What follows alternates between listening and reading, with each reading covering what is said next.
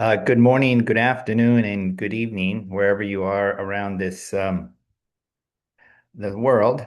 And My name is Stephen Munatones, and I am going to host or co-host this um, webinar with Chris Morgan. Let me stop my sharing for the moment. Uh, Thank you very much for tuning in on this Saturday. I'm just going to go over a few things and basically how to use Katsu and some very basics. And then you're free to answer any questions, ask any questions you would like. You could raise your hand in the Zoom meeting or put some questions in the Q&A or use the chat function if you wish. So anyway, um, Katsu, K-A ATSU means additional pressure. Some of you may have heard of the word shiatsu before. Shiatsu is massage, but shi in Japanese means hand, and atsu means pressure. Ka ATSU, Ka means additional, and atsu means pressure. And that is exactly what the bands do. The bands um, go around your arms and your legs, and this is an armband. I actually have a B2 armband on my arm, one of my arms for demonstration purposes. And every 30 seconds, the internal air bladder of the band fills up with air. And it fills up in an oval shape. And that oval shape is very, very critical because what that allows is for blood, we call it arterial flow, blood to continue going into the arm or your leg without impedance. So your normal heart goes in. But because that oval shape and because we only limit the compression or the inflation of the band to 30 seconds, the blood then is modified coming back. So in other words, blood goes in normally and coming back, it's slowed down for 30 seconds. So 30 seconds, it slows down, 5 seconds, it's release. 30 seconds of band pressure, 30 seconds of releasing the pressure, 30 seconds of inflation, 5 seconds of deflation. But what's very, very critical is that every 30 seconds, the amount of air in the band is incrementally, just very, very slightly increase. So the circumference around your arm or your leg gets slightly compressed. And this compression, decompression, compression, decompression, or in Japanese, as Dr. Sato, the inventor, described it, KAATSU, additional pressure, joatsu. Jo means release. So additional pressure, release of pressure, additional pressure, release of pressure was incrementally going up. And that allows your vascular tissue to get gradually engorged in blood. And when the blood is engorged and then it's released, so 30 seconds of engorgement, 5 seconds of release, that 5 seconds, the blood whooshes out of your arm or flows back normally. And it's that sheer stress against the vascular tissues that is a catalyst for nitric oxide vascular endothelial cells, the molecules that actually allow your capillaries, veins, and arteries to become more elastic, more pliable. Um, Basically, returning back to how it was when you were youthful, not all the way, obviously, when you were 6 or 16 years old, but having that youthful pliability, elasticity is what Katsu is aiming to do. That is what the equipment itself does. It inflates, deflates, inflates, and deflates at certain algorithms, at certain pressures that you can control. And we have four settings: low, medium, high, and custom. And we determine those low, medium, and high and custom settings based on 30 years of Dr. Sato and his fellow researchers in Japan working on hundreds of thousands of people, documenting everything. And so we found out there was three general areas, the low, medium, and high. And then, of course, we have custom.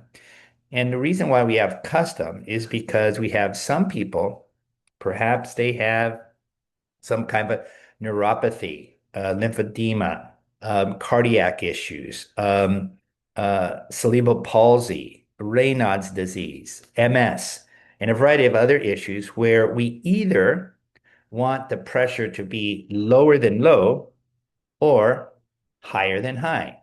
And why would you have a pressure higher than high? Because sometimes, let's say we're in rehabilitation and we want we have a torn ligament or tendonitis, something in our connective tissue that's strained, torn, ruptured. And in these cases, we want the blood, at least the superficial capillaries in that connective tissue, the things that hold the bones to the muscle. We want the blood to go in there as much as possible.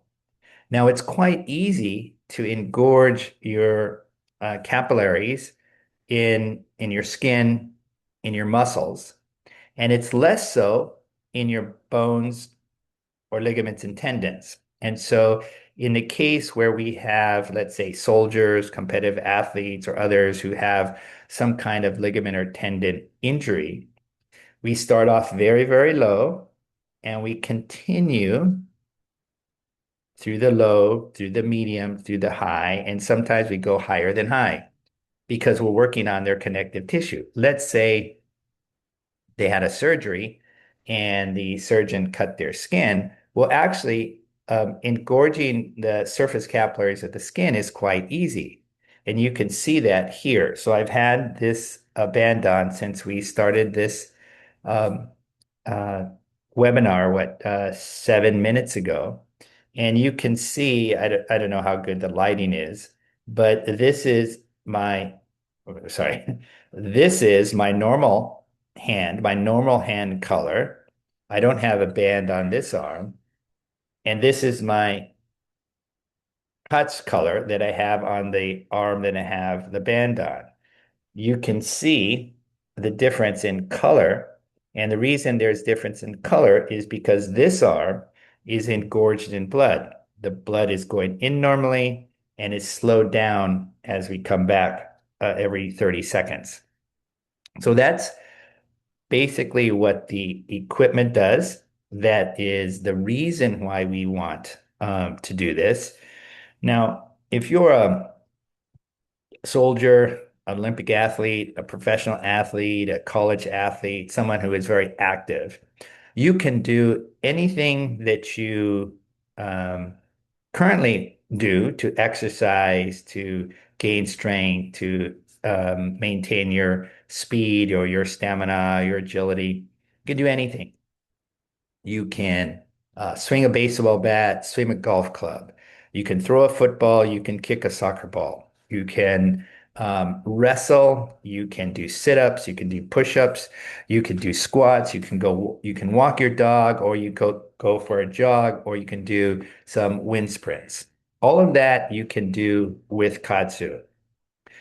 What we teach at KAATSU Global is all of those specific protocols. So if you have a specific goal in mind, I don't know, maybe it's improving your bowling game. Maybe it is getting in shape for a relative's wedding. Maybe it is simply going to be the new year and you want to turn over a new leaf, but you're still busy.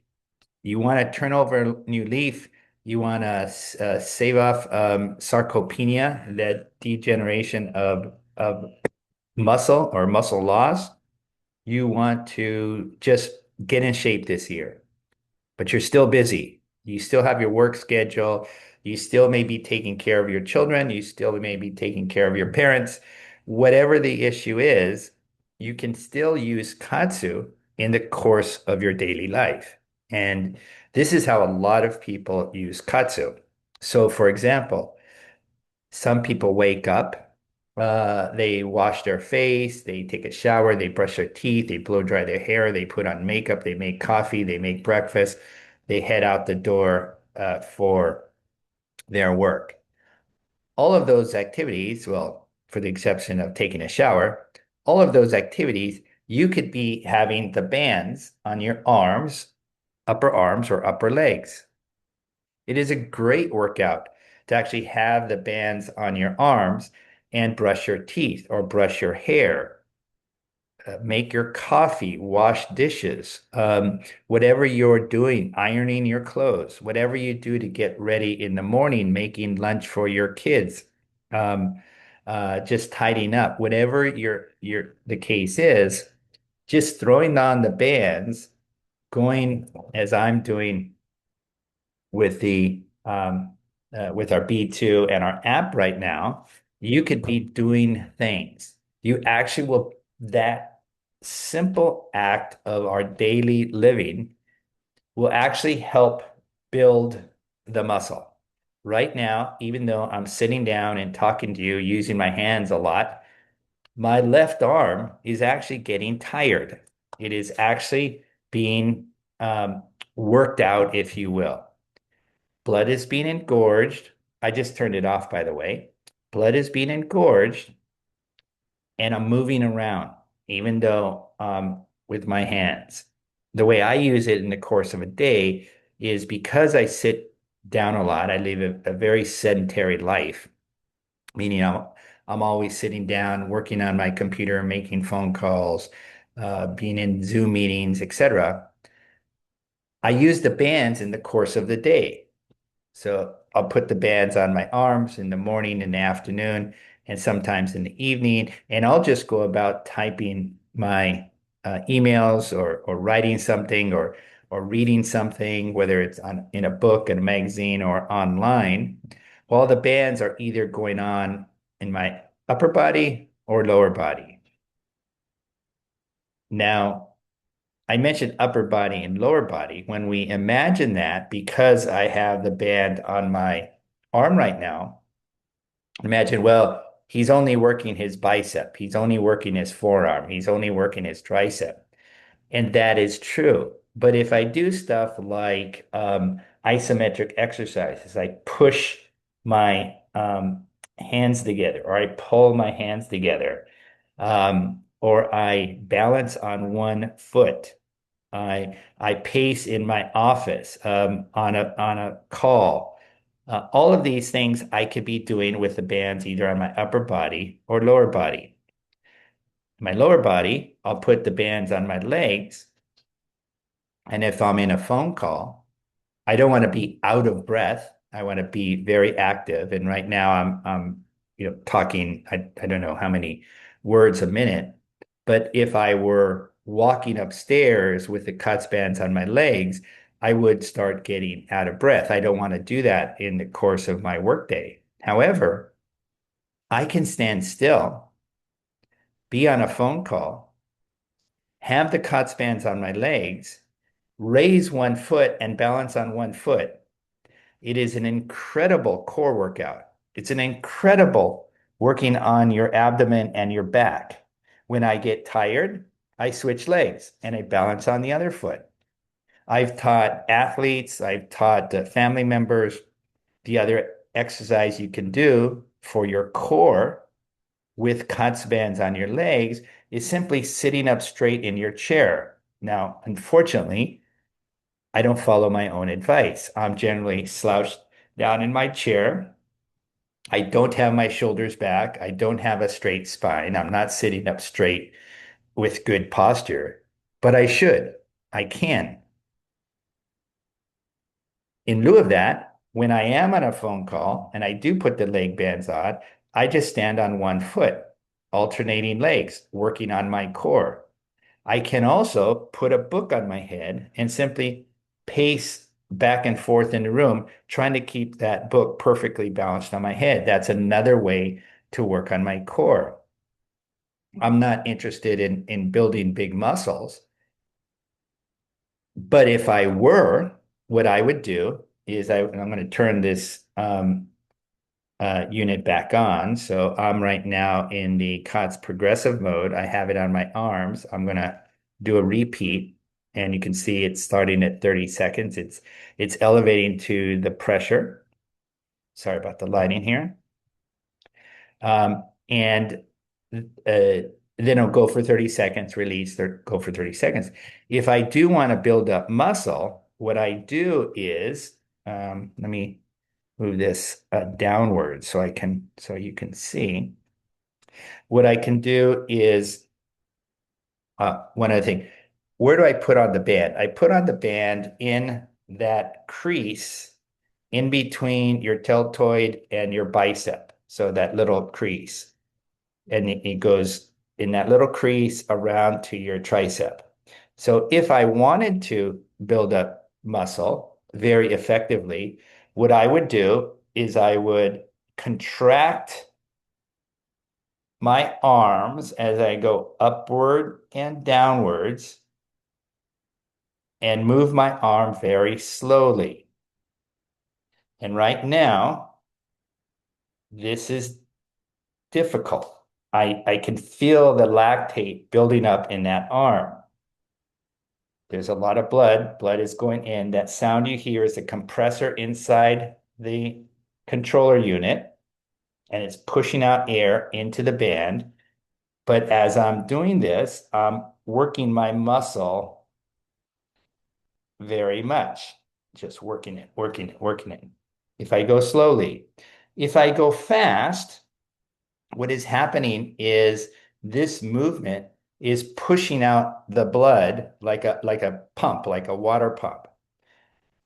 It's better when you're doing KAATSU and you have no weight, but you want to build muscle. Doesn't matter what age you are, and the oldest user we have is 104 years old, is to go very slowly. And I've probably done, since we started this, maybe 10 bicep curls. And I can guarantee that if I put a tape measure around my arm, oops, let's see, I'm going this way. I put a tape measure on this arm, and I put a tape measure around this other arm, that the arm with the KAATSU is bigger than this arm. And I've only done 10, oops, I've only done 10 bicep curls. So if I wanted to build muscle, and it doesn't matter, it could be my bicep, it could be my tricep, it could be my shoulders, it could be my quadriceps or hamstrings or calves, whatever it is, I do that movement slowly. And when I do it slowly, you can see over time, whether that's 10 minutes, 20 minutes, or 30 minutes, that the blood is engorged in that limb. You feel that lactate buildup, even though I was not using any weights. I was not using any weights, but my arm was getting tired. And therefore, you could go about your daily work, whether you're at work, at home, on vacation, with the bands on your arms or legs, just doing stuff. And you will feel that exercise feeling, that feeling that you've actually performed some kind of exercise. So anyway, that's a broad explanation of KAATSU. If you have any questions, you can put them in the Q&A section or the chat function, or raise your hand, and we can discuss. I'll let you think about that a little bit. And in lieu of that, what I will do is I can show a PowerPoint presentation. I'm going to share my screen. And where is my PowerPoint? This is a good story. This is one of our early stories, and it's about an Olympian, is American. His name is Todd Lodwick, and he got injured in Europe on January 7th. In early, I forgot the exact date, but in early February, yes, February 2014, was the opening ceremony of the 2014 Winter Olympics in Sochi, Russia. And Todd was the defending silver medalist in the event called Nordic Combined. Nordic Combined is two events in one. It's ski jumping and 15 kilometers of cross-country skiing. So it combines the aerobic, the high aerobic needs of a cross-country skier with the technical skills of a ski jumper. Anyway, Todd and his teammates got a silver medal in the Nordic Combine, a sport that is traditionally dominated by Scandinavians. But the Americans had a group of very dedicated athletes, and Todd was their leader. Unfortunately, Todd was over in Europe preparing for the Olympics and he crashed. That is a horrific crash. It was actually filmed by his coaches. I'll just do that again. It was just messy. And he's going about 100 miles an hour off of that, or 90 miles an hour off of that high jump. He comes down and he just completely wipes out. Again, this is 28 days before the Olympics starts. These were his teammates back in 2014, and the doctors had told him, well, we need to have surgery. His doctor had heard about Katsu being used by rehabilitating Japanese athletes. He called and he wanted to know if Todd was a candidate for Katsu because he had this horrific injury 4 weeks before the Olympic Games, where he was the defending silver medalist. And we said, of course, we've seen these rapid recoveries before, and Todd and the doctor need to trust us, need to put faith in Katsu. Remarkably, they did. I say remarkably because Todd's alternative was actually to have the surgery and not go to the Olympics. As a leader of the team, that would have not put them in any position to get back on the Olympic podium. But Todd agreed, so did his doctor. And this is Todd when he came back. So that was in Europe. He flew back to Park City, Utah. The Olympic training center is there. The doctor put his arm in a sling to keep it immobile so we could be doing Katsu. This is a Katsu band on his arm. We could be doing Katsu during his recovery, trying to speed up his recovery process. And Todd did all the same exercises and workouts that he did before, as long as his arm was immobilized. He broke his humerus, so the bone in his upper arm, and he tore the ligaments again in his upper arm, as you could see from that accident. And you can see Todd was doing a variety of exercise. Now, this is a remarkable photo. Comes back from Europe, starts doing Katsu, and then all of a sudden, the doctor and Todd realized that his arm was healing. This is his third day back, and he has the Katsu band on his broken arm. The more details of what he did, you can see images of the break in his humerus. And here is an actual footage of Todd now. This is the third day back. He no longer has the larger sling. He has a modified sling, and he's doing Katsu. This is the team doctor. This is the old 2014 machine, so it's quite large. The units now are handheld, but back in 2014, we had this large band. You can see the doctor looking at his watch, doing 30 seconds of Katsu and 5 seconds of release, so 30 seconds on, 5 seconds off. It was in a giant suitcase, and we're filming Todd as he's doing this. Now, again, he just sitting here doing what we call KAATSU cycles. So he's in the cycle mode. And then we're also doing a variety of exercises. Now here, I think early in this video, I probably spoke over it, that the team doctor was saying, slow down. And in the same way that, when I was doing the Katsu, you could do it more slowly. Todd was going fast. The reason why he goes fast is because it feels less discomforting. Again, which in this case, we're trying to build up lactate. So build up lactic acid in his arm, putting stress in the muscle, and then the muscle sends a signal through the central nervous system to his brain, and in the brain, it senses that stress in the muscle, and then it sends out naturally, automatically growth hormone, a large molecule, and other things to help the body heal itself. Those molecules flow through the vascular system. That's what they actually do. They flow through the vascular system. So it goes through the entire body. Every cell in the body has a receptor.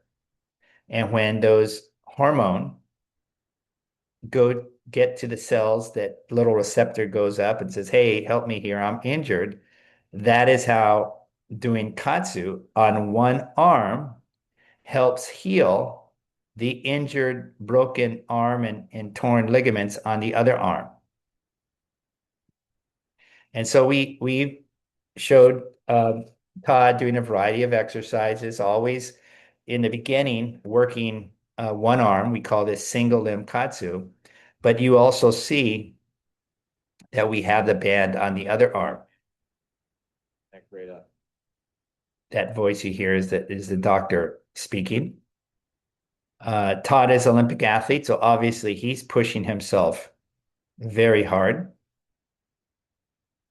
He's doing a variety of exercises. Again, because he's a Nordic combined athlete, he's doing cross-country skiing, and that tricep motion is what he does during the cross-country skiing. So you see him here resting in between his sets. We were always doing the KAATSU cycle to warm up, always doing the KAATSU constant when he was really hitting it hard on the intense workout. This is imitating the arm motion when he's doing his cross-country ski leg. We also put Katsu on his legs. You can see him here. Katsu on his leg, and that is his ski jumping motion that he practices. Again, this was in the Olympic Training Center at Park City, Utah. We're doing Katsu for two reasons. One, to maintain his stamina and his strength during rehabilitation. So there's no degradation of his stamina and strength. We do not want him to get out of shape as he's rehabilitating. At the same time, simultaneously, we're doing these exercises to help his arm heal, that bone and ligament heal. We did Katsu on every exercise that he did. You see him on this rollerblading kind of cross-country skiing treadmill. He's listening to music.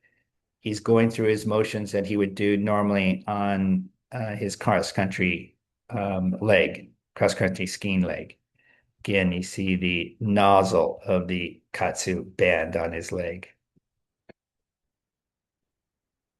They do, even though they're at high altitude, they do other kinds of altitude training, again, with the Katsu bands on his legs.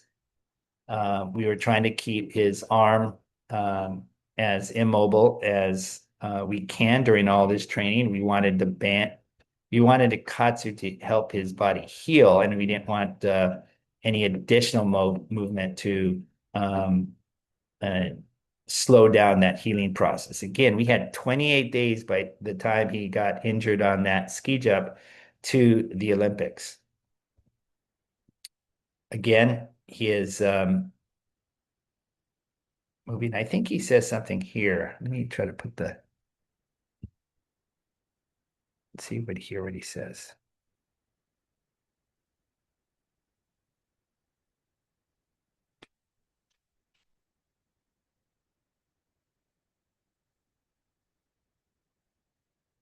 I can't hear. He says something like um this is great or something like that. We would do single leg um squats. You can see him here. Again, this is an Olympic athlete. He's got bands on his I'm sorry, his legs. You can see the musculature that he has. It's not easy, but he's really pushing it. Again, we're doing now. This is January 28th. So this is 14 days after that injury. And look at the motion that he's doing with the KAATSU bands on. That it might be usable V2. You know, the ski team at this point was saying this is unheard of. Now it's very interesting. It was unheard of in the United States and Europe. And this is 2014. But the Japanese athletes had been using Katsu amongst their top Olympic athletes since the 1988 Seoul Olympics. So a whole generation before, the Japanese had been doing Katsu on their top athletes and other people, of course. They just never shared that information. It was only when I went to the 2001 World Swimming Championships in Japan where I learned about Katsu. And there I met Dr. Sato. He wasn't purposely hiding anything. It was simply the fact that he did not speak English and he did not travel outside the United States. And so he was teaching the different doctors, trainers, and coaches of Japan about Katsu. And he didn't want to purposely hide it from anybody. In fact, he wanted to share with everybody. He didn't have the opportunity and didn't have the language skills to share Katsu. And when he met me, I actually wanted to use Katsu and bring it and learn about it for my parents. That was my goal. I wasn't looking for a business opportunity. It was simply I wanted to see what Dr. Sato was doing with older individuals. He taught me. It took him 13 years to teach me Katsu, and we're talking about how to use Katsu with people who are quadriplegics, paraplegics, people who have cerebral palsy, people who have been bedridden for months on end, people who are centenarians, over 100 years old, people who are top athletes, whether they're golfers or wrestlers or volleyball players or skiers. He really mentored me a lot. And then during that process, we were translating a lot of information from Japanese into English. And this is the information that we now share with our Katsu community. Now, this is pretty incredible. He's now doing tricep extensions on the arm that's broken and the ligaments that are torn. He's now moved over to Europe, getting ready, staging for the Sochi Olympics in Russia, always with the KAATSU bands on his legs or arms. In the hotel room. This is actually in Sochi where he began his actual jump training.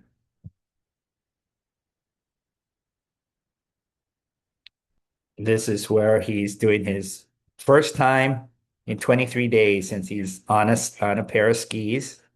He's right here. We were all quite excited to see him just do this little bit. Again, he could have had surgery. He could have been out of the Olympics, but his his intensity and his dedication to Katsu was incredible. Um, every day, twice a day, in pretty intense workouts that you saw that we captured on film. Here he is here on the cross country ski course, just warming up. Some more actual jumping. The team doctor watching him with the cut spins, doing more work on the stationary bicycle, doing medicine ball training.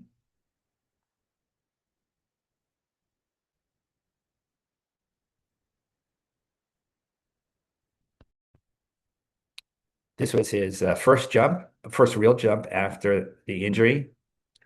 Yeah, where is he? He's coming down the hill. There he is. So again, he needed to get cleared before he act. There he goes. Pretty happy. Yes, you're back. And this is 28 days after injury. Every athlete has to be cleared medically, especially the injured ones. And he was cleared. This is when the doctor said, "Hey, you're good to go." So he knew he was heading back as an Olympic athlete. This was the X-ray that they took, and you can see the injury. The image right after the injury, but before he started Katsu, and this is now 28 days afterwards. All non-invasive external amount of pressure and decompression on his arm. And what was really, really remarkable is that Todd was honored or voted by all the other American athletes to be the flag bearer. They knew of his background, they knew of his injury, they knew of his comeback, and here he is leading the American team into the a stadium during the Winter Olympics. And what is most remarkable to me was look at the hand that he's holding the U.S. flag.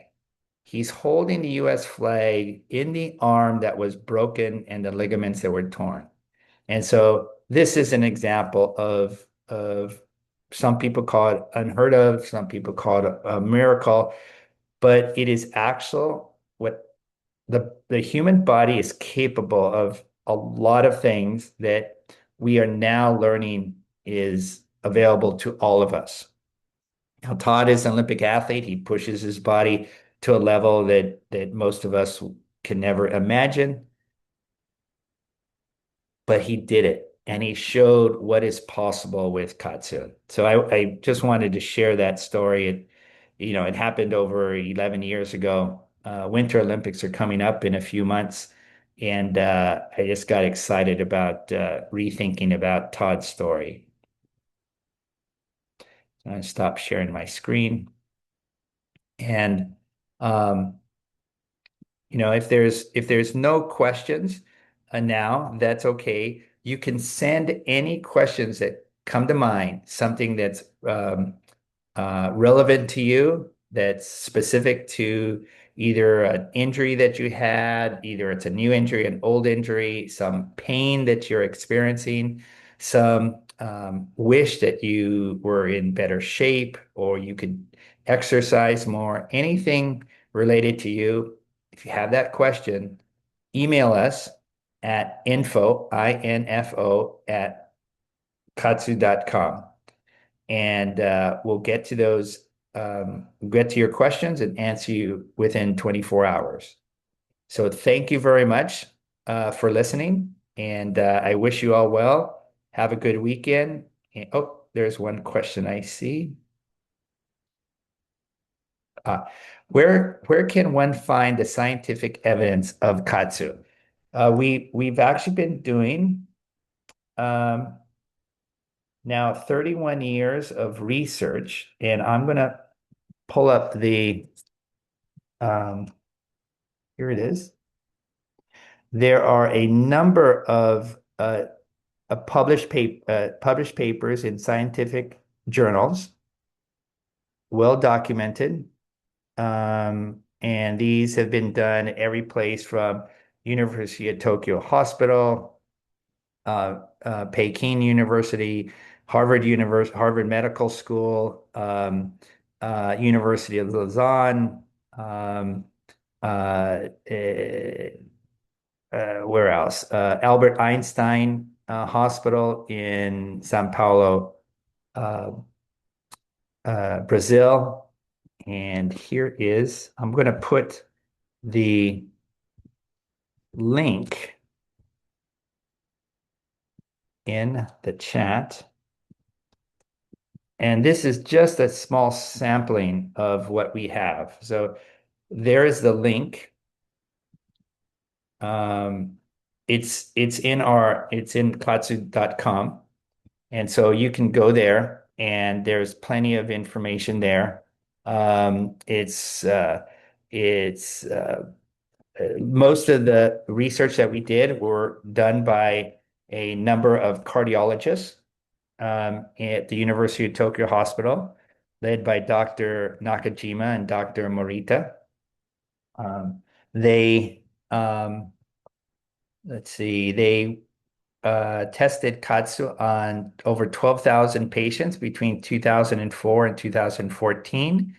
And many of those research papers came from that decade of testing of with KAATSU amongst those patients. So you can get to that link now. If you don't remember that link, it's okay. Just send an email to info@kaatsu.com. We can send you out that and any other research that you would like to be seen, all peer-reviewed, published in scientific journals, and they range from University of Brighton, Switzerland, Germany, Japan, China, the US, and it's quite remarkable. So thank you very much. Appreciate there's any more questions. Let's see. No more questions. So yeah, it's katsu.com/pages/webinar-resources. Too hard to remember, but it's there in the chat session. And if you don't remember that, it's okay. Email us. We'll send you out the link. We'll send you out papers for research we've done with cardiac patients, people with bone issues, and a variety of other issues. We also have a lot of these stories in our YouTube channel. If you go to katsu.com, scroll all the way down to the bottom, click on our YouTube channel. There's a lot of information there. So thank you very much again for your patience and understanding and interest in KAATSU. Be well.